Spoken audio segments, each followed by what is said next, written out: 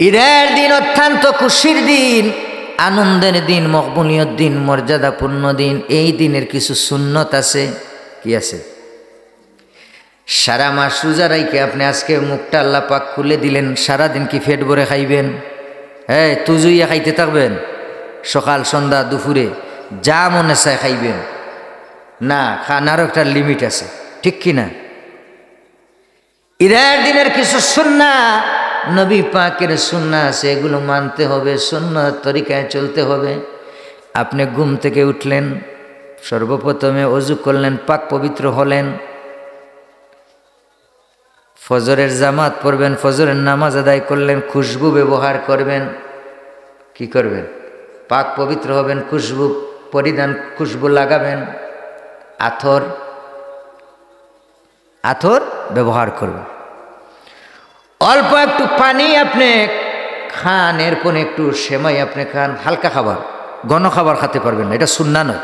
পেট ভরে তুজ হইয়া খানা খাইলেন, এটা নবীজির সুন্নাহ নয়। কেউ আছে রোজা শেষ হয়েছে, ড্রামসে খাইতেছে, এখন মন তো খানাতে আছে না এমন লোক? না, এটা সুন্নাহ নয়।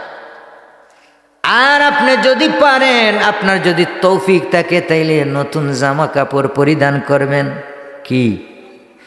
নতুন জামা কাপড় পরিধান করবেন। এখন প্রশ্ন আসতে পারে যে আমার তো নতুন জামা নাই, তাইলে কি ঈদ হবে না?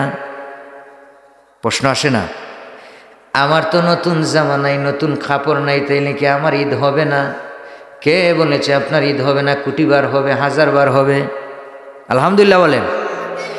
আপনার যা আছে তাই যদি ধুয়ে মুছে পরিষ্কার করে একটু লন্ড্রি করে আপনি যদি ব্যবহার করতে পারেন, এক কথায় পরিষ্কার করে পাক পবিত্র করে যদি আপনি পরিধান করে ঈদের জামাতে আসতে পারেন, তাইলে আপনার নামাজ ও আপনার জামাত আল্লাহ পাক 100% কবুল করে নিবে।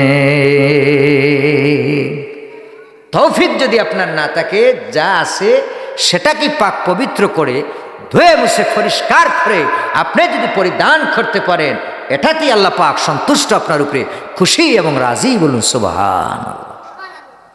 না 10 সেট কিনলেন, একা একা মার্কেট করলেন, হ্যাঁ, সকালে একটা, দুপুরে একটা, বিকালে একটা, হ্যাঁ, পরের দিন আর একটা, পরের দিন আর একটা। না, এটা তো অপচয়। এটা কি? অপচয়। অতিরিক্ত অপচয় কিছু করা যাবে না, এটা নবীর সুন্নাতে পড়ে না, ঠিক কিনা? আর ওই দিন আপনি কিছু দান খয়রাত করবেন, সাদগা করবেন, পকেটে কিছু বাংতি পয়সা নিবেন, কিনবেন, কিছু হাদিয়া আপনি রাখবেন, গরিব মিসকিন ফকির পাইলে আপনি দিবেন। ঈদের জামাতে যাবেন, দান করবেন। মসজিদের কোনো আনুষঙ্গিক কাজ কাম আছে কিনা এগুলাতে ফলো করবেন, লাগতেই পারে, এটা তো সহযোগিতা করবেন। ইমাম সাহেবকে হাদিয়া দিবেন, মুয়াজ্জিন সাহেবকে হাদিয়া দিবেন, না এটা মাগনা কিছু কিছু হাদিয়া দিবেন, এগুলা একটু স্মরণ করে নেবেন।